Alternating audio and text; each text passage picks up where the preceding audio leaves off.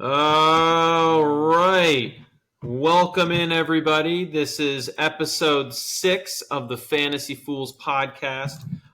Here we are. We are at Championship Week. Championship Week, baby. Who made it? Yeah. Did you make it, Tyler? I did not even make the playoffs for anyone. I know. I heard that before. That's okay. It's okay. One who did make the Championship Week? This guy. Yeah. This guy. I know. Rub it in. Yeah, I did not do anything special this year in fantasy football. I'm in 4 leagues, and in all 4 leagues, I think I placed bottom 4. I did not have a great season, but I also got screwed if you think about it. All right, my drafts weren't great, but I had a lot of injured players. One league I had Justin Jefferson, Cooper Kupp, both of whom were out for a majority of the season. Another league I had Nick Chubb. Oh, that one killed me because that was the league that I was actually in playoff contention while Nick Chubb was out, and that was a tough one. This has been a tough year for injuries overall, in general. Like the amount of quarterbacks that have gone out is insane. There was one league I actually tried something new, right? I ended up basically drafting 3 QBs. I drafted Jalen Hurts, I drafted Justin Herbert, and I drafted Anthony Richardson, right? Oof. And of course, I did that thinking, okay, I'll take the value out of the 3rd round pick, basically use that to Jalen Hurts. I traded him away for someone who needed a quarterback. Actually, it was traded the guy who lost Aaron Rodgers in week 1. Got myself a haul back, but the problem is then my 2 quarterbacks went down, and now I was stuck with riding the waiver wire. It just is what it is. Yeah, a lot of injuries this season, and it's been tough. So those of you who got to the end, congratulations. Those of you who didn't, you suck. No, I mean it was a tough season. It's just with so many injuries. There's only so many players on the waiver wire, and I feel like this season, the first half of the season was a pretty low scoring season. I felt like, I don't know if it's true, and I don't have the records right now, but I felt like it was a pretty low scoring season. So even those backups and replacements weren't really doing what you wanted from picking them up off the waiver wire. There were a few names, you did see kind of start coming out of the woodwork. We talked about Ty Chandler last week, filling in for Madison. You saw him to get a little bit more involved. You're starting to see some of these rookies getting more involved. Zach Charbonnet, JSN.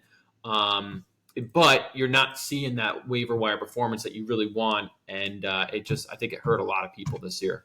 Oh, for sure. I mean, it just hurt everybody. And again, going into like actual fantasy football, right? Like you're talking about round 2, round 3 players. Like they just all disappointed. So many guys just came at it like they just disappointed. Maybe they hurt. Maybe they even came on in the end, right?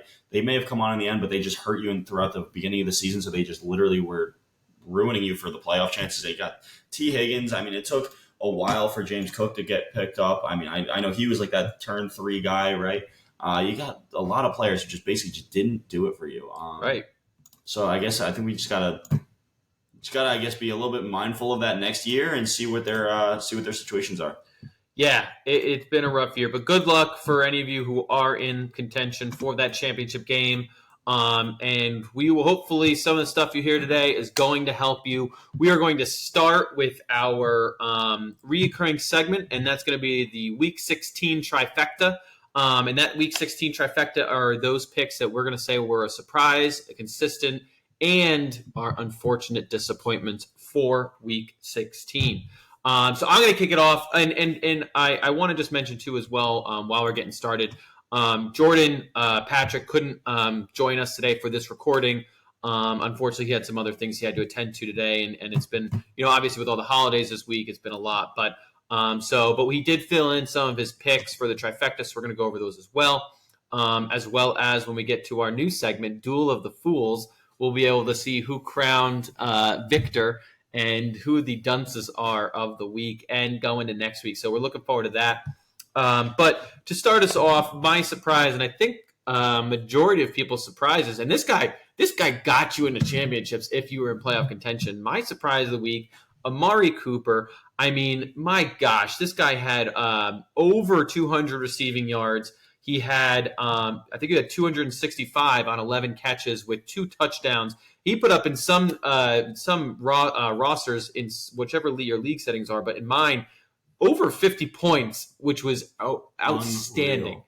Broke the record for single game for most receiving yards. I mean, absolutely insane. He broke the record for the Browns history. So, needless to say, he put up a career performance. And guess what? This is not his first time. I think he had another 200-yard game earlier this season. So he's just been absolutely on fire. Yeah. And, and I think the thing that surprised people the most about this performance, including me, is, yes, you're going against the Houston's defense, which is not, a noteworthy defense, but you're also using a backup quarterback who's 38 years old. Not a lot of people expect this. And yeah, Joe Flacco, he had a pretty great game. I think he was a top 5 or top 10 pure quarterback, but no one expected this out of Amari Cooper, especially at this high.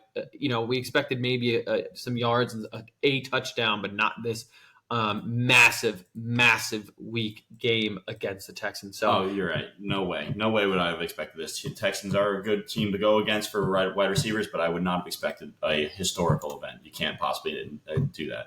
I will say this before I move on to my next pick. I'm sorry I did misspeak. Amari Cooper did not have another 200-yard game, but he did have 139 yards in week 9. So he did have a dominant performance right there as well. Happened to be against Arizona Cardinals. But moving on to another guy who had a massive showing in week 16, George Pickens. If he was on your roster, he was probably a flex. But more than likely, he was probably on your bench. And that just makes me hurt for you because he could have really helped you get into that championship round. He was wide receiver 2 for week 16, literally had 4 receptions, 195 yards. He had 2 touchdowns, put up immense numbers. Now, the problem is you just didn't see it coming because he hasn't shown this ever before. But you know what? I don't know if I could see it going forward. I know it hurts. I know he's been a great guy, at least for this past week, but he definitely is not going to he's not going to do this again. Yeah, no, I agree. Moving on to Jordan's surprise pick. He's filling in for us. His surprise pick was Derek Carr, and I actually kind of like that pick because you didn't expect Derek Carr to be number 1 quarterback this season. That was surprising for me. No. I think everyone was a little surprised, putting over 30 points. And I think week, not the season. I'm sorry, for the week. Yeah. And they were going against the Rams, and they ended up losing, yes. But Derek Carr definitely had a really, really great week. I don't think we're going to expect it again. I mean, they are going against the Bucs, but the Bucs have a decent deep pass defense. So we'll see kind of what comes from that. My consistent of the week, it's a guy we talked about a lot in this podcast, and my consistent's got to be Jahmyr Gibbs. We've talked about him, I think, almost every week, and that's because every week he just continues to get more and more. Now, yes, David Montgomery did leave the game with a small injury. I believe he's healthy for next week, but Jahmyr Gibbs overall, the second half, actually since week 6, when he came back against the Baltimore Ravens, he's really stepped up to the plate and had a great fantasy performance. You're finally starting to really appreciate where you picked him up in the draft because he was a high round draft pick. So definitely, I think he's been consistent. He's only had 1 game in the last 6 weeks with an under 10-point performance. So he's had at least an average or better, and he's had over 5 6 games since week 7 with over 20 points. So he is definitely someone that I will move into the consistent category now. He belongs in the consistent category. He's been absolutely just killing it. And I mean, I keep watching him highlights of him. I keep watching him during play. He's just so fast. He's so electric. He makes people miss tackles. He's so good in general at football that you just can't play him. You can't not play him in fantasy. Yep. And he will be somebody who will help you win a championship. Like, there's just no doubt about it in my mind, especially just being on a high octane Detroit offense. Now, but they're going against the Dallas Cowboys this week 17, this championship week from, I would say, 99% of leagues. Do we think we're going to see the same performance of him get out of that Detroit Lions matchup? Is it going to be a little bit of regression? Yeah, maybe. No, it probably will, to be honest. But like in PPR formats, Dallas is going to probably end up they're going to force him to actually throw the ball a little bit more, and I think they'll have to dump it off too. Yeah. They're gonna dump it to Gibbs. Let's not forget. I mean, there were some injuries that happened on the Dallas defense. Micah Parsons actually got banged up a little bit, so he's not going to be the same player that he is. Which, granted, is a generational great player, but he might not be the same. Yeah, I totally agree. And even against the matchup last week against the Miami Dolphins, the Dolphins were able to do things against them. I mean, the Dolphins end up having over 284 passing yards and 91 rushing yards against that Cowboys defense, and end up winning games. So he's still a play, but it's just it's going to be a hard matchup going into that championship week. Yeah, you do. Now, going into championships again, I understand there have been some QB changes actually coming around here. I don't know if anyone has heard, but Russell Wilson benched for the season. Nick Mullins has been sitting down. I don't think those are the guys who've maybe gotten you to a championship, but maybe they've been some streamers that you had. If you had to pick up guys who maybe have followed you through, maybe guys who got hurt like Justin Herbert, someone like that. If you've had somebody who basically helped ride you through the playoffs and then you basically just picked up some guys who maybe did it, you need to replace them. And I'll tell you this, I got a couple of picks for my consistent picks that I think you should be looking at. I got Matthew Stafford and Joe Flacco. Now, both of these guys have been solid. I'm not saying they've been top tier, but they've been solid. I'll start with Matt Stafford. He's going against the Giants this week, so he's going to be favorable. Unfortunately, he's the less rostered of the two. I'm sorry, the greater roster of the two, so he's less available. But if he is available, he's definitely worth your pickup. Weeks 12 through 16, he's been QB 7, 8, 5, 12, and 10. That's 5 consecutive top 12 picks. I mean, he's got 14 touchdowns in that setting, only 1 interception, and an average of 278 yards per game. That is solid for at least a performance if you need somebody in a pinch. The other guy who I just mentioned, like I said, Joe Flacco, if you need to pick him up, again, another top-tier consistent pick. Cleveland Browns against New York Jets, not as favorable, but he is heavily available. He's only rostered in 37% of the leagues, according to Sleeper in my particular league. And in weeks 13 through 16, he's been QB 13, 10, 9, and this last week he was QB 1. So Is it going to go down against the Jets? I'm going to say probably, but I'm not expecting QB 1 again. Absolutely not. But he might still be a flyer if you need somebody in a pinch. Yeah, definitely a streamer. Kyron Williams is Jordan's consistent pick of the week. And actually, he was my consistent pick a few weeks ago. I think it was week 13 or week 14. And, that's a great pick because Kyron Williams, since coming back from injury, he's had over 15-point games in this league that I'm referencing's format. And he's just been a dominant performer. He's had a touchdown last week. He had a touchdown week 15, week 13. But even on the rushing and the rushing game, he's had consistently over 80 yards rushing almost every week this over the past few weeks since his comeback. And he's just really been that consistent player that you can expect points from. So good pick. I hate to compare anybody to Christian McCaffrey, but I almost got to say with the workload, the offense, the pass catching capabilities, and the rushing capabilities, I almost want to say Christian McCaffrey might be his most comparable. Yeah, I mean, definitely. I think there's a lot of competition in the running back game this year, and there's people who are standing out, and Kyron Williams is definitely one of those guys standing out for sure. Moving on to disappointments, I really am disappointed just because of the matchup and because of what was happening this week. But Josh Downs is my disappointment this week, and I've talked about how he's been a disappointment before, and he might have even been my disappointment on one of the last episodes that we recorded. But this week in particular, they're going up against the Atlanta, and Atlanta doesn't have a terrible defense, but Michael Pittman was out. Michael Pittman did not play. Josh Downs was the guy, and he did not get what you expected. He had nine targets, which is fine, 6 receptions, but only 39 yards, no touchdowns. He didn't perform. I went into this game thinking Josh Downs was going to win you a semifinals game because of Michael Pittman's absence, because they're playing Atlanta, who's not notoriously great. They're a decent defense, but not something you wouldn't expect from them. But look at what happened. He disappointed. He only got 6 points in this league. Really, really expected more from him, given the matchup, given the roster, given the injuries. Absolutely.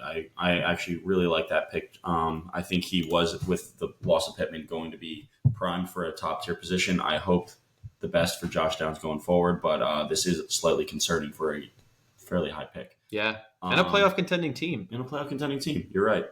Now, I will say this. My disappointment for the week, I think this guy actually did lose people championships. Lose people these weeks, and he basically just relegated him to go for number 3. James Cook. Really, as he was going through, James Cook was actually really playing well down the stretch. You're talking, he had in the weeks prior going into the playoffs, right through the playoffs, he had you 22.6 points and 35 points in the past 2 weeks. The 35 points came against Dallas. This was going against the Chargers defense. I mean, the Chargers defense is not anywhere near what Dallas is, and he really showed up with absolutely a dud. It was 20 carries, so he had the volume, he had everything there. He turned it into 70 yards, which 70 yards is nothing to be too sad about. It really isn't. It's a good quantity, but no touchdowns, no receptions. And he had 2 fumbles. One of them he lost. So I had him in this particular league. It was valued at 5 points. If you have a league with settings of you lose 2 points per fumble, whether you lose it or not, then he got you 3 points. Definitely a disappointment from him, especially going up against that Chargers, who we just saw the Raiders completely destroy. Absolutely. I think a lot of people rostered James Cook thinking that he was going to have a monster performance, and with 20 carries, you would expect that, but definitely not where you wanted him to be, especially going into one of the most important, actually, I would say the most important week of the season, and he, did not perform where you wanted him. Another guy, Jordan's disappointment of the week, another guy who didn't perform in the time that you needed him to. And for such a high round draft pick, he's been disappointing all season. And I think this week especially, just because you knew what you were getting into rostering him, you knew what you were getting into it playing him. But Devontae Adams, he had not a performance. Absolute dud. And yes, you're going against a Kansas City defense, so you expect some level of hardship going into it, of a performance. You expected resiliency from the Kansas City Chiefs, absolutely. But when he ended up going through, he still had targets. He had 6 targets on this game. One reception. Yeah. 0.9 points in a half PPR league. He didn't even make 1 point. Unless you have a PPR, then he made 1 point. Or maybe a little bit higher. But yeah, definitely a disappointment. And he's been one of those guys all season who you've just been not happy with. And just one of those guys that you drafted high. One of the first 2 rounds. He was going to be he was in that same category of, hey, maybe that second round. I mean, I don't know if he went top round this year. I mean, there was a lot of people who kind of came up and maybe like Garrett Wilson. Garrett Wilson probably unseated him at that round 1 pick status, but second round pick who really has disappointed you this year. But also, he was the guy who kind of got you into the championship. He got you in with a 20-point performance the week prior. 12 targets, over 100 yards on 8 catches and a touchdown. He got you in, and he basically just lost you your round 2. So hopefully he turns around for the championship game, or more than likely your third place team. But yeah, so that's our Week 16 trifecta. So keep tuning in to hear what our Week 17 is next week. Mike, give us some honorable mentions and some key injuries for our listener. Yeah, so I do think we had a couple other things that basically went through here. I mean, I thought T. Higgins looked great, which, of course, I was so close to putting him in my disappointments for the week this week. Not because he actually had a poor performance, because he just straight up didn't. He had a great performance. He had 8 targets basically in the past couple of weeks, and he had over 20 fantasy points again this week. Just honestly, he killed it, but he killed it at the wrong time, because anyone who drafted T. Higgins, you probably limped your way into the playoffs and didn't do well, or you most likely didn't make the playoffs. Had a great week. Look to him if you happen to get to the championship round with him. Raiders defense, they again just stunned the Chiefs. We just talked about them. They had 2 defensive touchdowns, only allowed 14 points. You know what's funny? Aiden O'Connell did not have a single completion the second half of the game. I think it was the last 3 quarters. The last 3 quarters, not a single completion. That was all the Raiders defense against Kansas City, which is unreal. Stephon Diggs, another guy who pretty much has been losing people games. He was a first round, maybe early second round pick, in total decline. Just not putting up numbers right now. I mean, just if I want to take a look at his stats right here. He's number 10 in wide receiver right now on the league, but that's only because his first 9 weeks, the first half of the season, he actually was fantasy relevant. Yeah. Second half, hasn't done anything. All through the playoffs, he hasn't broken 7 points in a PPR format I'm looking at right here. I'm sorry, this is half PPR format. I mean, it's just been absolutely crazy. And, I think one of the other things that surprised me this week was just Philadelphia. Philadelphia has not been performing. No, they have not. They could have lost against the Giants.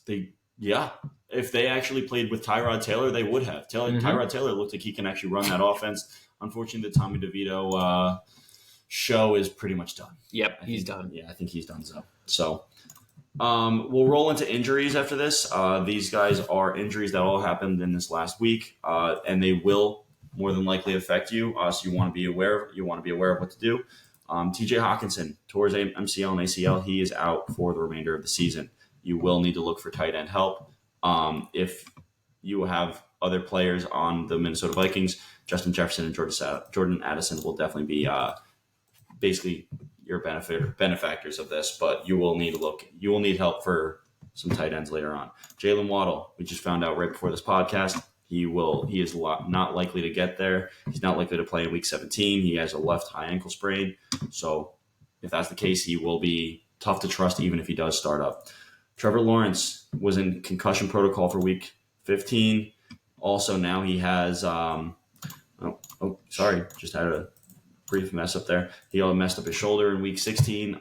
Basically just getting beat up. I would not count on him to be a top tier player. I would definitely be looking for some help if I have him on my roster.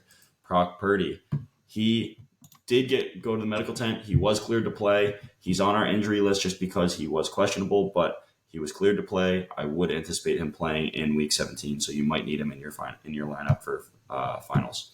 Isaiah Pacheco had a concussion in week 16. He is likely out week 17.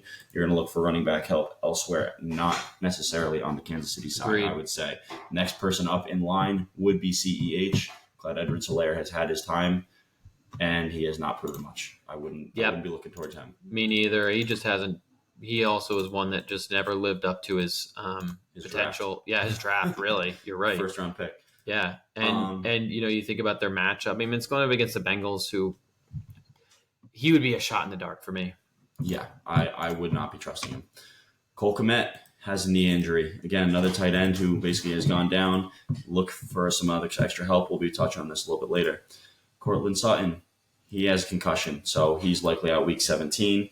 Monitor his status.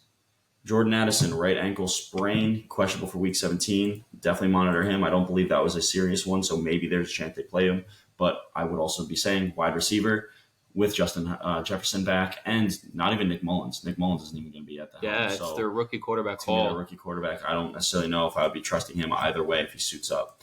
And Dontavian Wicks, this one's probably a little bit less likely that he's on your roster, but maybe someone to just monitor. Did have a chest injury, and he is questionable for week 17. Monitor his status if you need somebody. But if you're playing him in your championship, I would still be looking elsewhere.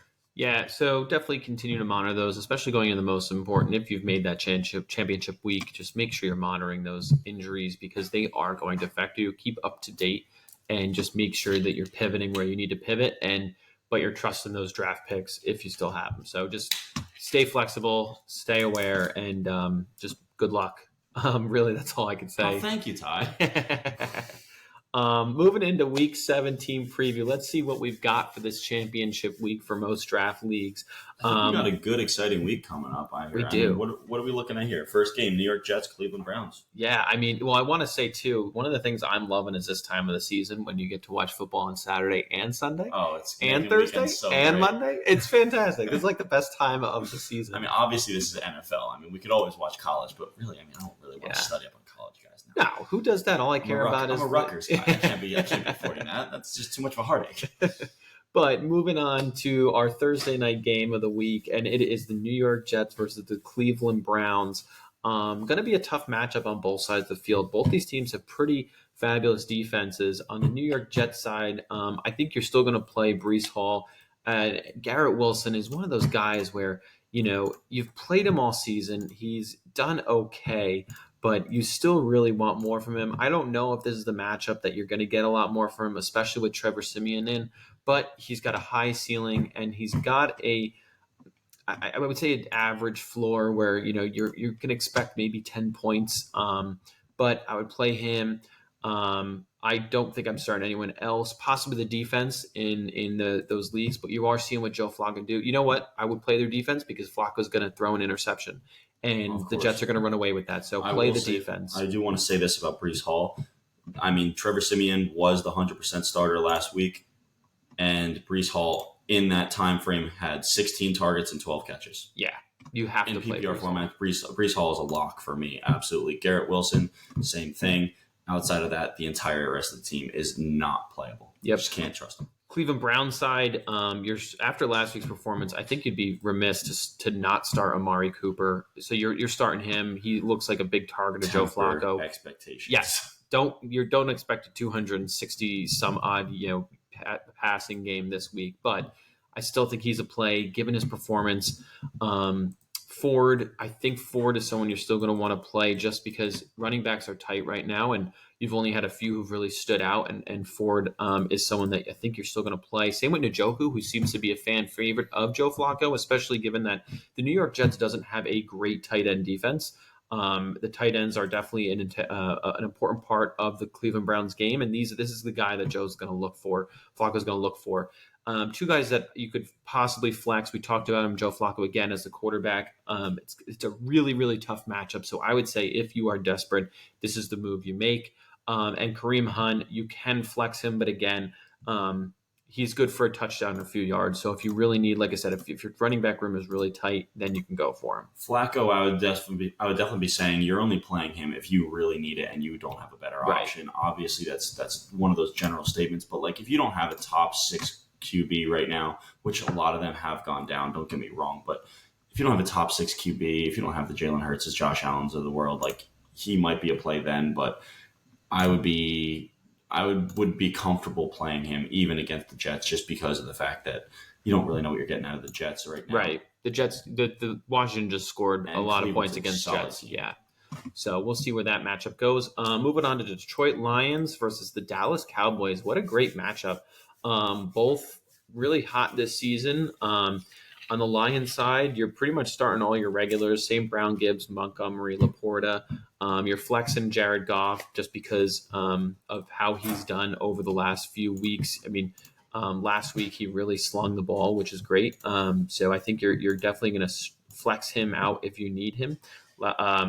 Especially look at Denver. He had 41 points against Denver. Is number 1 in the league. Is ranked right now number 8. So you're flexing him if you need it.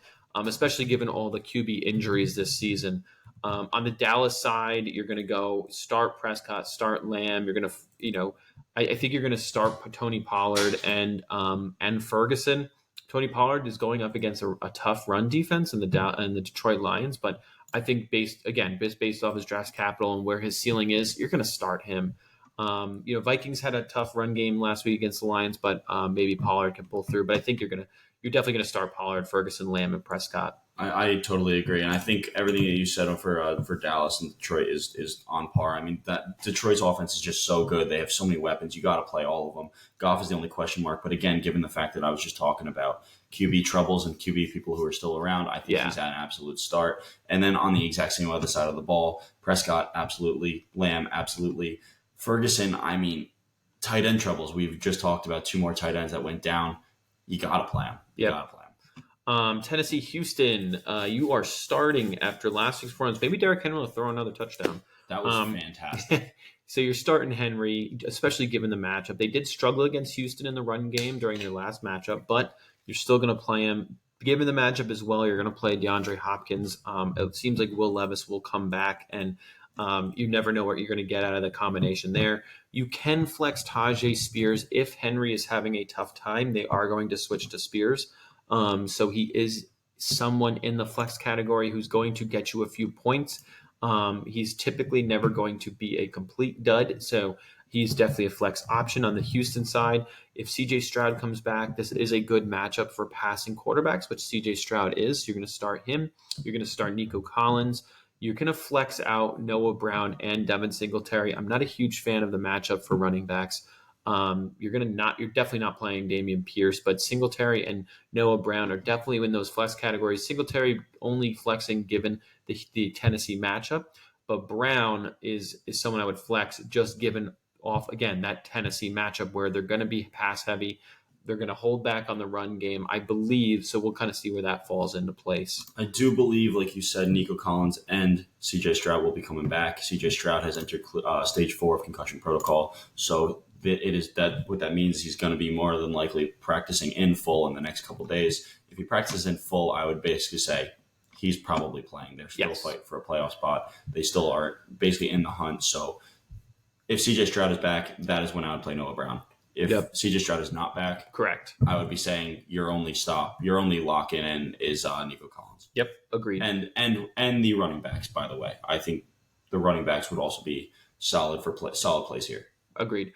Moving on to the Atlanta-Chicago game, you've got the Falcons versus the Bears. Falcons side, I don't really know if you're confident in playing anyone besides Bijan Robinson. I think you can flex Kyle Pitts and Drake London. The Lions defense doesn't look terrible over the past few weeks. I mean, they crushed the Lions. So you could start Pitts and London. I would say more of the flex category. On the Bears side, I think the matchup for Justin Fields and DJ Moore is pretty good. I would confidently start. Well, I don't think you're ever confident about starting Justin Fields, but I would start him and DJ Moore, just given the high caliber and ceiling that they can provide for you, especially going into this week.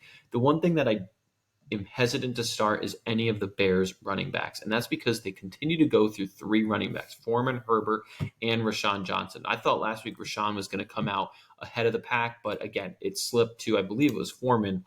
And I can pull that up right now. Rashawn had 46% of the snaps, but only 9 carries. Yep, so. And it was Khalil Herbert who ended up, running away with the game.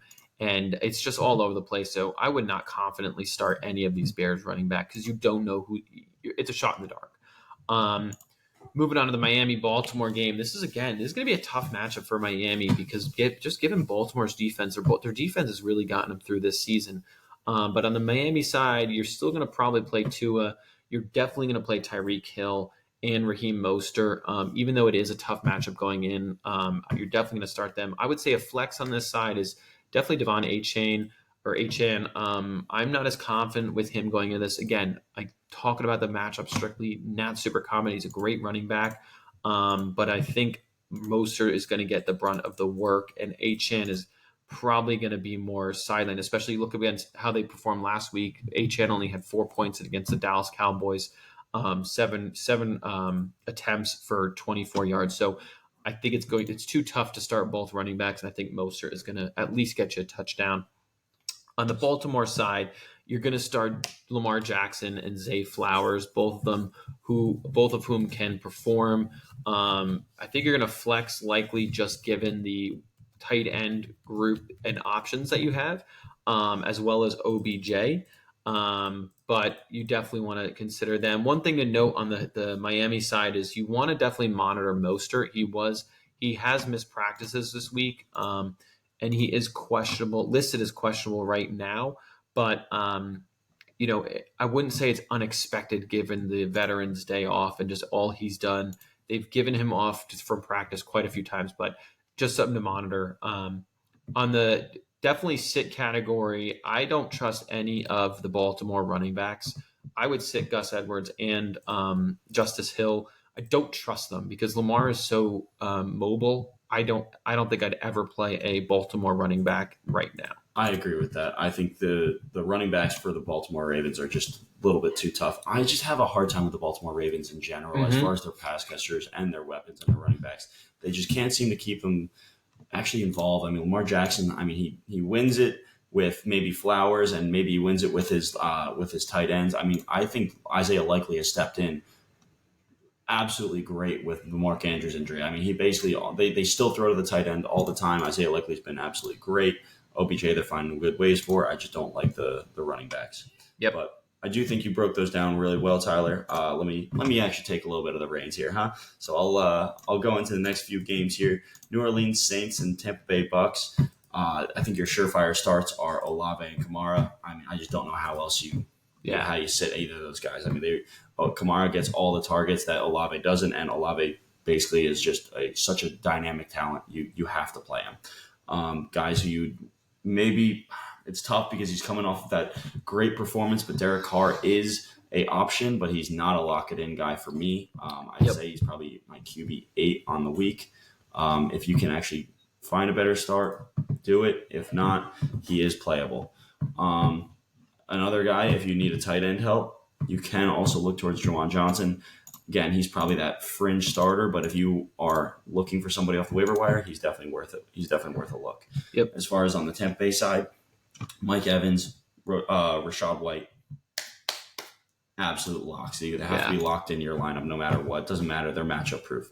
Chris Godwin, not so much matchup proof, and same with Baker Mayfield. But given the fact that this is championship week, you're going to be looking for something that's going to be big, boom, bust. I think that I would play Godwin. I don't think I would be looking at Mayfield, but that's personally just me.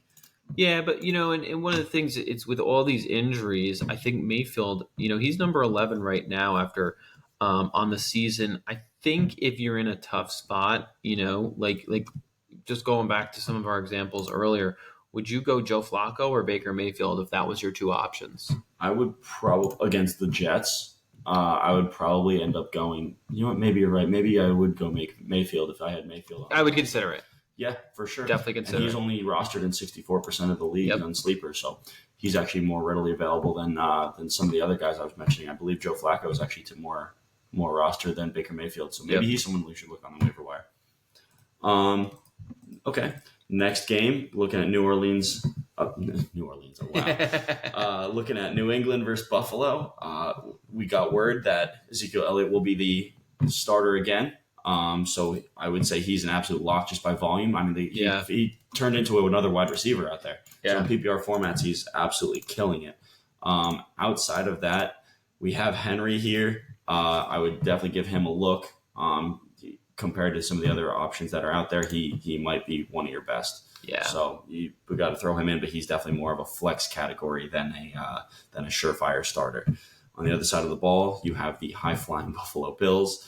I mean, who do you not start, right? I mean, you got Josh Allen, who's basically the number one guy in fantasy football right now. He's literally number one overall. He gets you so many points, even with his accuracy woes and all the interceptions. And his turnovers. Yeah, I mean, it blows my mind. He's got so many turnovers, and he's still number one. Yeah. Has Diggs entered flex consideration? I think he has, to be honest with you. I don't know if he's a lock-it-in guy anymore. I really don't. But on the other end, I also don't know if I would be starting any of the pass catchers because, quite frankly, Davis is also not a lock-it-in guy for me. No, definitely not. No, the only two guys that are lock-it-in guys for me are Allen and Cook. I would be definitely staying away from the tight ends here because you just don't know who's going to be who. They seem to be taking snaps away from each other. So Kincaid was looking great early. I don't think you rode him to the championship. I don't think you rode him to a third place game. And if you did, fine, look elsewhere. Davis and Diggs, both of them are flexes. Maybe. I know I have my woes. Tyler, I believe you agree with me. Yeah. Gabe Davis, the last 5 games, he has 2 games over 20 points. The other 3 are zeros. He is your definition of someone who you are never confident playing. I mean, I feel like every other week or every other week he performs. He had a good performance against Philly in week 12 and then had the bye and had 0 against Kansas City, 0 against Dallas, 22 or 20, around 20 against the Chargers last week. I mean, he's just a guy that you don't know what you're going to get. And his floor is 0. Yeah. But his ceiling... And he's maintained that multiple times. But his ceiling is so high. But given the importance this week, I would go with someone who you know is going to get you at least 10 points versus a guy who can potentially get you 0 and lose you that championship. The part that blows my mind is that Gabe Davis can get you 0 points on such a good offense. Yeah. Now, what's crazy is that there's guys who are on worse teams who can pretty much have no offensive capabilities but still put up good points. That's going to take us into the next game. Arizona versus Philly this coming week. I mean, Arizona is not a good team. We can all agree on that. But they have some really good players that I would definitely be more willing to play, especially in a flex scenario, rather than Gabe Davis. You're looking at James Conner, if he's not a starter, which by the way I would say he's a starter. He has to be now. Starter for your running back. But if he's on your team and he's not your starter because he was injured for a while, so maybe you had to look elsewhere, he's absolutely a throw it in guy. Same with Trey McBride. Trey McBride has really come out. He's getting tons of targets. He's getting tons of catches. I mean, let's just look at the past few weeks, right? Past few weeks for Trey McBride. Yeah, he's had quite a few targets. The last time he's had under 7 targets was week 9. Yeah. Ever since then, he's had at least, 5 catches, 6 catches. I mean, last week was a down week for him, and he still got you 6 points in a half PPR format. So for a tight end, I know that's not a lot, but for a tight end, that's actually pretty solid, and he does have those looks when you're actually in the end zone. if they get into the end zone, he's going to be your probably top target. And you're going up against Philly, who, we've seen that Philly has cracks, and their defense against the passing game is not superb. We talked about it 20 minutes ago. Yeah, the Giants came within one score of beating him. He's definitely a start. Absolutely. Other guys you may be looking for, I'd say I would put him as a definite start for your QB position if you need somebody. Kyler Murray, he does not have a lot of passing upside, but he will get you some points on the ground. Other guys I would be looking at here. Who do you avoid? Well, I would say definitely avoid pretty much any other pass catcher. Yeah, I don't trust the Arizona wide receivers. You know what, Murray back. I don't. Agree. The only one I trust is McBride. Totally agree. Now, going on the Philly side, you're playing literally all the ones that you typically would, right? I would be starting Hurts, I'd be starting Swift, I'd be starting Brown, and I'd be starting Smith. I mean, they're just lock-it-ins no matter what. I mean, they're just the offense is too good to not play them. But Kenneth Gainwell, I'd say he's getting targets. He's getting I'm sorry, he's not getting targets out. He's getting a lot of attempts. He's getting a lot of carries. I mean, he had 40 yards last game.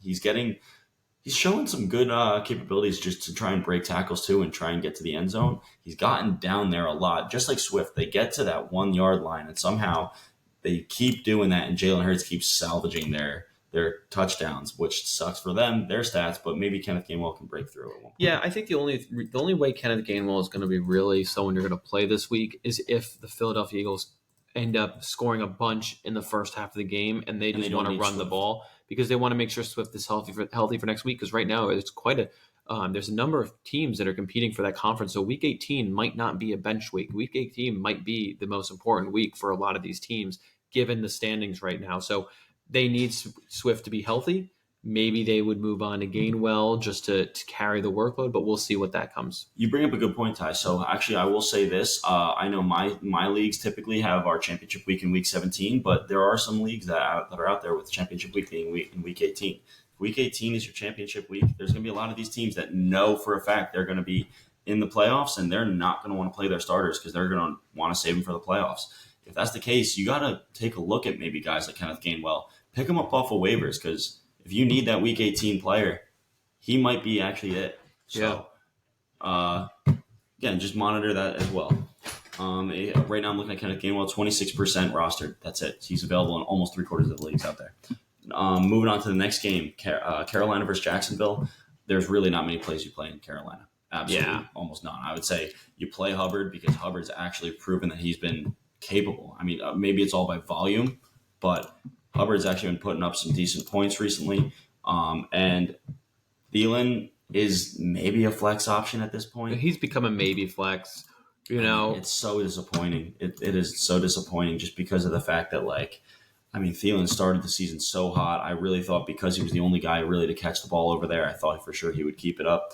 He just has not maintained that volume, and he has not maintained that catchability or the touchdowns. Really, it's the touchdowns that lost him. I would say Hubbard is your volume play, really. But he's a floor guy. He's got a decent floor. Over the past few weeks, he's had a pretty confident floor.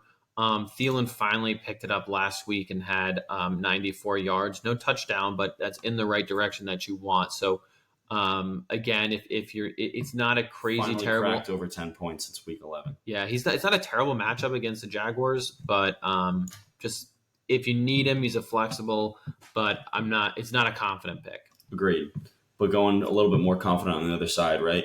We do happen to know that Trevor Lawrence is hurting, so I would say monitor his situation. But if he is available and playing, it's a good matchup, so I would definitely play him. Travis Etienne, Calvin Ridley, Ingram, those are all locks I think, against. Not that they've been performing through the roof, but it's just it's a matchup base at this point. That's something you always want to do. You want to monitor your matchups. Last game here at the 1 o'clock session, I believe. I'm sorry, I misspoke. But either way, I will go through the Las Vegas Raiders and the Indianapolis Colts. So you got Josh Jacobs in this game. If he's back. If he's back, exactly. I was just about to say that. If he's back, you're playing Josh Jacobs. If he's not back, you're playing Zamir White. That's really it. They're just such a running volume offensive team. Yep. But I want to say this as well. Indianapolis has a very good run defense. Make sure you're monitoring it. Yes. Temper expectations, but the bottom line is the volume play will be there. So especially given Aiden O'Connell and how he only threw passes in the first quarter of the game. They're obviously running the ball. They don't want O'Donnell throwing the ball. Right. They don't want him. So it's going to be a volume metric. It's not going to be efficient, but it's going to work. Other guys you can play on a flex basis that we have here. It hurts. Jordan's disappointment. Devontae Adams. More than likely, if you had Devontae Adams, you're playing him for your third place finish in your league. Hopefully you can get your money back. That's how my leagues are set up. Best of luck to you. Outside of that, Myers is another decent flex play, but again, I just think they're going to be running the ball more than anything. The only guy who you're really going to be playing is your running back. Now, going into the Indianapolis side of the ball, Jonathan Taylor looked absolutely great again. I think he had, what did he have last week? He had 18. Oh, I'm sorry. I must be remembering a different week. He came back and he actually only had 59% of the snaps. 18 carries. He did get a touchdown. That helps a lot, but he's a start. I would say he's a especially start. Now that he's back off injury. I was thinking of a different week. Apparently. He's back off injury. Yes, the Raiders are showing their defensive prowess right now, but just giving Jonathan Taylor, he can catch the ball, he can run the ball. He's healthy now, and this is a week after his injuries comeback game, so he's a confident start in my eyes. Agreed. What do you say? You want to take it up on the Rams and the Giants again? Yeah. So next we got Rams Giants. I always say I expect a blowout, and then it doesn't happen, but I do kind of expect a blowout, just given how well Matthew Stafford and his wide receiving course have performed. So you're starting Stafford. Given the past couple weeks, he's blown up. He's finally getting consistent of the week. Yep, he's finally having really good rapport with Cooper Kupp and Puka Nacua, both of whom you're starting. And as Jordan's consistent of the week, you're going to start again Kyron Williams. He is the most undervalued drafted player this year. You're going to start him. He's been your waiver wire pickup of the year. Oh yeah, for sure. Not many people drafted Kyron Williams, and he is winning people leagues. Yep. On the Giants side, I'm starting Saquon Barkley. And who else? No one. And I'll be honest, Tyrod Taylor is expected to start this game, and even with Tyrod Taylor as a starter, you might see some upside on their wide receiving core, but I just don't trust anyone. The Giants are all over the place. They've had 3 different starting quarterbacks. They've been all over the world. Their defense is allowing all these sacks to the quarterback, so I don't trust anyone else besides Saquon Barkley. I would agree with that because, again, you're talking about Tyrod Taylor being back. Yeah, he looked better. He absolutely did. He had a touchdown pass to Darius Slayton last week. And Darius Slayton, he had 3 catches for 90 yards. But I will say that 90-yard touchdown, out of those 90 yards, one was a, I think, 65-yard touchdown run. Right. So you're just not trusting these guys. You can't trust those guys. Another game that I expect to be a blowout, but who knows? It's going to be the Niners versus the Washington Commanders. On the San Francisco side, I think that we say this every week, but you're starting everyone. You're starting, I know Brock Purdy There's certain teams you just don't have to even talk about, right. And it's just the San Francisco 49ers. You're playing them. Even after Purdy's poor performance last week against the Ravens, the Washington Commanders have the worst defense. Now, on the other side, I don't think you're starting anyone.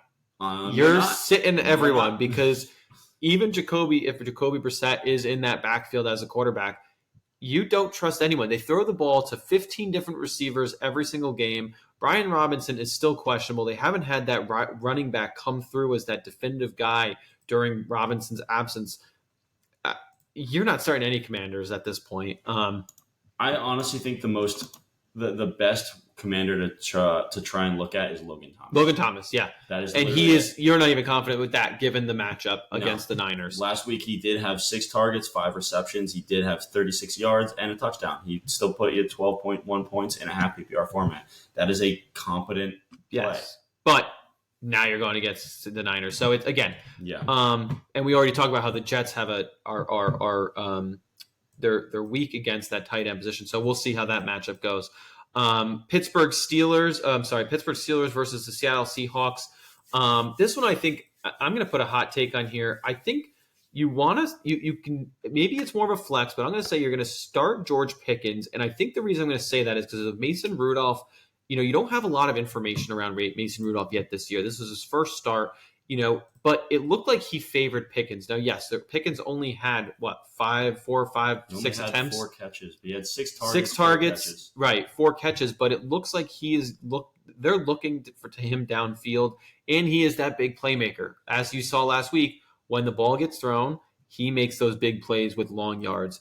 I think he's a star. I think Najee Harris with this new offensive coordinator now that they fired their last one. I think Najee Harris is taking precedent in the backfield. I think he's pretty confident start right now. He's going to most likely get you a touchdown. He just basically is saying play Najee Harris because we have this ongoing bet, which basically this ongoing bet is just proving to be right on my end that Najee Harris is not a play. Unfortunately, Tyler, I do have to go back on you and say, I actually disagree with you on this game. I talked about it in my surprise of the week. George Pickens, I just don't see it. He had 2 touchdowns. He had 195 yards or something like that last week, but 2 of them were long throws and they were long catches, and they are honestly not likely to happen again. And I think Mason Rudolph is a upgrade at the QB position, but I don't think George Pickens is going to come out with something like that again, especially against the Seattle Seahawks. I'm a little bit harder on him. I would be putting him on my bench. Yeah, and I could see that too. But we'll see how that matchup turns out. I don't think you're going to start Deontay Johnson in the wide receiving core. He didn't have much work with Mason Rudolph. He did have 5 targets, but only 2 catches. Didn't really do much for you. So I'm keeping him on my bench. And again, maybe I'm biased, but I think Jaylen Warren, you have moved from a more of a confident position to now of a flex. Do I have something better? But just someone just to keep notice on. Harris did miss practice yesterday, so there is a chance maybe he doesn't play. But I think, especially given the playoff contention, I think they're going to start. I think Harris is playing, and so is Warren. So just be mindful of that. On the Seattle side, we talk about DK Metcalf a lot, which is kind of funny because you never know what you're going to get with him. But against this matchup, Pittsburgh, I think they've got a pretty good defense. So I'm not 100% confident, but I am going to start DK Metcalf just given his ceiling, as well as Kenneth Walker. Kenneth Walker, yes, he did have a smaller fantasy relevance last week, but Kenneth Walker is just he's continuing to prove that he is a top running back. So I would play him with some air of confidence. Tyler Lockett, he is definitely showing his age this season. He's not performed for where you expected him or wanted him to perform. He's right now. Week, though. He did have a decent week last week. He had average, so his floor is. But again, he's had so many games where he's under 10 points. He's had one game this season where he was over 20. It's not a confident pick, but if in a bind, I think you can look to Lockett, especially now with Geno Smith back.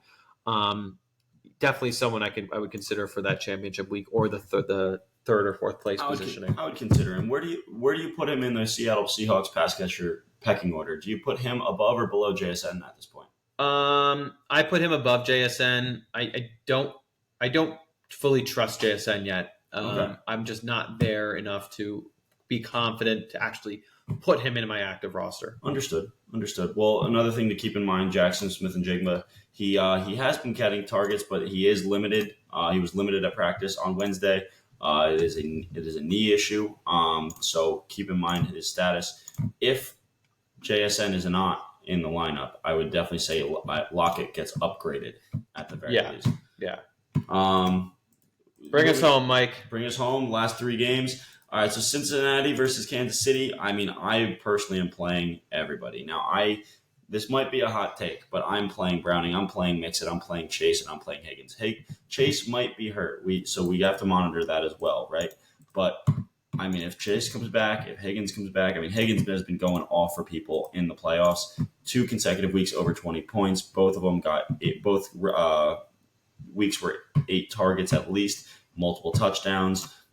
He's been on fire. Yeah. If Chase comes back, he's obviously your surefire. You've got to play him because it's Jamar Chase. Joe Mixon has been quietly doing real well for them on the ground. I mean, he's been seeing a ton of volume.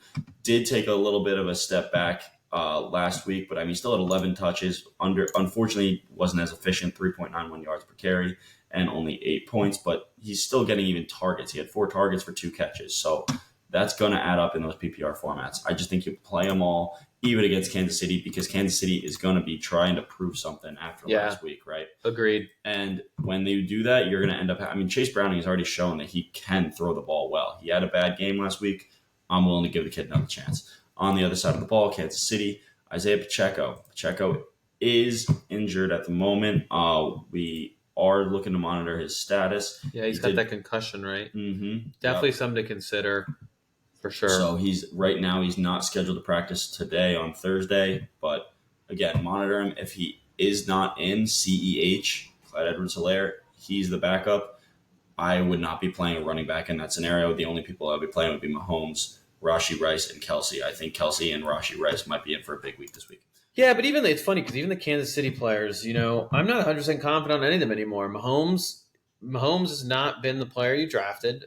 Travis Kelsey is also not the player you drafted. And, yes, he's still he's got fantasy relevance for sure. But if you look at Travis Kelsey right now, he is number 3 tight end on the week, but he hasn't. I guess for a tight end, you're excited, but you're not sitting him at tight. No, you're not sitting him, but you're not getting the Travis Kelce you got last year, where you're getting 30 points every week. You're not getting a wide receiver one out of a tight end position with Travis Kelce anymore. I mean, he's got the first time. This is the lowest amount of touchdowns he's gotten in the past 3 seasons. Honestly, going back to 2020, he's had at least 9 touchdowns. I mean, 2019 he had 5, but I mean, he's still on pace to be tight end 3 right now. So you're gonna be playing him for sure. Yeah. Going on to the next game, the LA Chargers versus Denver.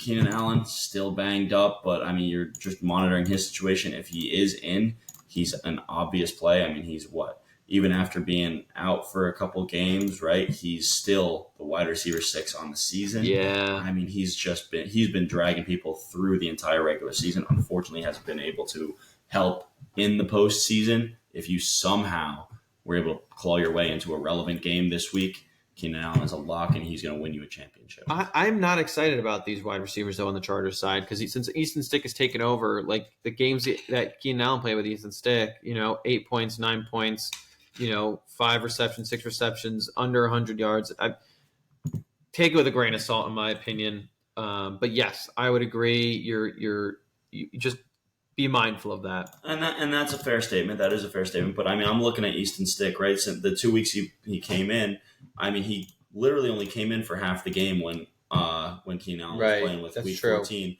Keenan Allen got hurt and he was out week 15 and 16, right? And Easton Stick has still thrown the ball over 30 times in both of those games when he was not there. So I actually am a little bit more favorable, but you're right. I mean, we don't know much about Easton Stick yet. He did not throw a single touchdown last week.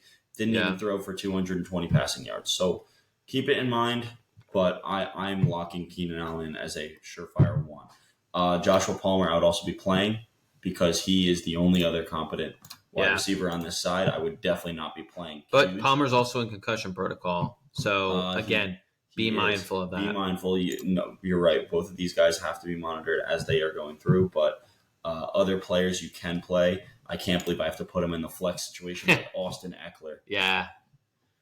You play him, you do, but he's not a starter. He's your flex guy, and you're hoping for a big game. And the other guy, if you are looking for a tight end, because you do know that tight end positions are tough, they have been getting banged up. I look at this guy, Gerald Everett, and I think he's actually been pretty solid. They're talking the last 3 weeks consecutively. He's had 8 targets total. At least all 3 of them, he's had at least 5 catches. If one of those goes in the end zone, he jumps into a top 12 wide tight end. Yep. On the other side of the ball, we just recently got word that Russell Wilson is out. They are starting, I don't even know who, some rookie. I think with that, you are not playing anybody.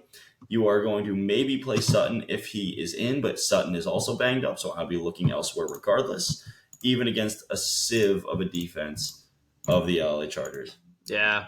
Yep. And I don't even think you're very confident in Javonte Williams. You're not. That's why I didn't say him. Yep. I don't think I wouldn't be playing him. Last game of the week. This is going to be Monday Night Football. Nope, it's Sunday night. Oh, this is Sunday night? Yeah, I was wrong. They don't have any Monday night games. Oh, that's sad. It means I can only watch football 3 days. Only 3 days, like a normal Thursday, week. Saturday, like Sunday. A normal week. Oh, that makes sense. It's a New Year's game. They're competing with NCAA. That's why. All right, so Green Bay versus Minnesota, Sunday Night Football. I mean, I actually am pretty excited for this game. This is going to be a great game. I mean, start to the week, I'm definitely saying you got to play Love, you got to play Reed, you got to play Aaron Jones because he actually proved way better than I thought he was going to be last week. And Romeo Doubs, I'd still play him. I think he's questionable, but I'd still play him. People I definitely would not be playing are the defense and A.J. Dillon. Yeah. Aaron Jones coming back, even if he's limited in practice right now, but they're going to be mindful of their 29-year-old superstar running back.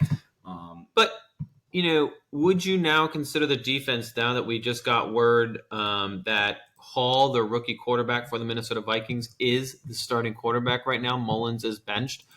Are we going to start the defense? Because as a rookie quarterback, you expect a turnover. You expect a turnover. Or a few. I think you might. This, you know what? Potentially could be a championship winner defense based off of matchup. Based on the news that we just heard about a half hour ago, I would actually agree with that. You know what? I take that back. I will switch that. So the defense should be someone you at least flex or monitor. Yep. That's something I would consider. Are you playing any Vikings wide receiver? Are you playing any Vikings, maybe besides Ty Chandler? Jefferson. You're not sitting Justin Jefferson. There's no way about it. Jordan Addison is somebody to monitor. I would certainly, on a rookie quarterback, not be looking at it. Yeah, I think he's Justin Jefferson. I'll agree with you. I would play him. Jordan Addison, even if he's available and healthy, given that Hall is starting, I don't think I would play Addison. I can't hurt you on that one. But I will say Justin Jefferson is an absolute lock. That's my only thought. Some guy who I'd be looking at on the Green Bay side again, though. Monitor Luke Musgraves. If you need a tight end help, another person that is Luke Musgrave. He's been out for a little bit. If he is out, you could look at Tucker Kraft. They do tend to monitor they do tend to look toward the tight end position. Yep. Alrighty. That goes over all the weeks. Anything else for week 17? I mean, that is our week 17 preview, everyone. So hope you enjoyed that. And now we're going to dive into probably my favorite segment. This is my favorite segment for sure, even though I don't like last week. Yeah, it's definitely fun. So we're diving into Duel of the Fools. And just to give you a recap of last week we had... now you want to do the recap. I do want to do a recap, Mike, because... Why is that, Ty? Because I ended up winning Duel of the Fools. Explain what Duel of the Fools is for anyone who doesn't know. Yeah, for all of you who didn't join us last week. So Duel of the Fools is we have two matchups for each position, QB, 3 RBs, 3 wide receivers, and 1 tight end. And we try and guess or predict who we think is going to do better. So last week we had Lamar Jackson versus Justin Fields. We all said 2. Lamar Jackson took that away. We had Breece Hall, who beat Alvin Kamara. James Conner, Ezekiel Elliott, and T. Higgins beat Swift, Chandler, and Rice. Waddle beat Diggs. Lockett beat Godwin, and Njoku outperformed Jake Ferguson. So I had 4 out of the 8 right. Mike had 3 and Jordan had 3. So now moving into week 17 for our Duel of the Fools. I need to get some cool music for this. So we do. We got to get something. Anyway, so for week 17, our first duel is starting our quarterback position. We have Joe Flacco, who's facing the New York Jets, which is tonight's game, versus Jordan Love and the Minnesota Vikings. These are some tough ones. I'll give you a lot of credit on this one. Yeah, these are some tough. So this is a tough Duel of the Fools week for week 17. So I chose Joe Flacco, who I believe is going to outperform Jordan Love. We'll see how that goes. See, for me, I actually had to disagree with you a little bit here. And I noticed we actually disagreed a little bit. We didn't disagree on a number of these. I think Jordan Love against the Minnesota Vikings will be actually doing better than Joe Flacco. Joe Flacco has played fairly easy competition, and that's why I think he's actually been pretty good. I do still monitor it. I do still know what I'm saying. I think he is a good play, especially given the people might need a quarterback after last week. But I'd say Jordan Love is going to outperform against Minnesota. Yeah, and Jordan, who is not here today, he filled in his picks for Duel of the Fools, and he also went with Jordan Love. Our next matchup for running back, we have Bijan Robinson versus the Chicago Bears and James Cook versus the New England Patriots. I'm going with Bijan Robinson. And I'm going to go yet again with James Cook. I think James Cook has been just cooking the whole time, and he's going to continue. Bijan Robinson is going to end up splitting with this with Algier. James Cook is all alone. Yep, and Jordan ended up agreeing with me, going with Bijan. That's great. It's going to help me with my rankings when you guys are both wrong. Our next running back matchup, we have Tony Pollard versus the Detroit Lions versus Rachaad White going up against the New Orleans Saints. I've said this last week, and I'll say it again. I can't choose anyone to win who's going up against my Detroit Lions. So I'm going with Rachaad White versus the New Orleans Saints. Want to know who can vote against the Lions? You. This guy. I'm going to go and disagree yet again, and I'm going to say Tony Pollard. I think Dallas is going to get back to it. Detroit has not been the defense that they started out the season with. They're going to run all over. And Jordan's pick was also Rachaad White. Good. I get to beat both of you. We'll see. Or we both beat you. Our last running back matchup, we have this is actually one of the toughest ones, I think. Kyren Williams versus the New York Giants or Christian McCaffrey versus the Washington Commanders. I actually changed my pick last minute, and I'm actually going with Kyren Williams, who continues to thrive in this Los Angeles Rams running back role. He is the workhorse back, and you're going against a Giants team who maybe their defense has improved a little bit, but I'm going with Kyren Williams. Wow. I'm just looking here. We only agree on one pick. This is going to be exciting for next week. Yes, I am going against Christian McCaffrey. I think Christian McCaffrey will outscore. I mean, the matchups against both of these guys are great. Both of these players are great. I guess I just have to go Christian McCaffrey because it's Christian McCaffrey and it's week 17 and Hattie and not. But I do actually get scared of the fact that the Rams in their position, they are fighting for a playoff spot. And Christian McCaffrey, well, quite frankly, they're not. They're locked in. They might just pull him, and they might pull him just to save him for the playoffs. I don't know what's going to happen. I'm just got to go McCaffrey, though. Yeah, and Jordan also went with McCaffrey. Moving on to our wide receivers, we've got our wide receiver matchup, Tyreek Hill versus the Baltimore Ravens versus A.J. Brown versus the Arizona Cardinals. We all picked A.J. Brown. I think this one, you almost want to go with Hill, but against the matchup, it's tough. And also on the same side, the Eagles matchup is not tough. So we all went with A.J. Brown on that one. Agreed. We've got our second wide receiver matchup. We've got T. Higgins versus the Kansas City Chiefs versus DK Metcalf versus the Pittsburgh Steelers. I am going with DK Metcalf. I actually just changed it. I don't feel as confident. Back to agree I know. I'm not as confident with T. Higgins. The Kansas City's got a pretty good defense. I'm not as confident. DK Metcalf, again, I don't like the matchup. This is a really hard one because both defenses can do something, but I did switch my pick to DK Metcalf. Oh, my God. I can't believe you just did that because I was actually just about to change it to agree with you, and I changed it now to disagree with you, I guess, in the end. But, oh, my God, I have to go T. Higgins. Looking at this again, I don't know why. I just don't. I do have a problem trusting DK Metcalf. That is something, I guess, a problem of mine. Even against Pitt, I just think T. Higgins is going to come out with it. Kansas City has not been the team that we thought. Again, they almost were. They did lose last week. I mean, they're not looking too good. They're just not. I'm trying to remember who they just lost with again.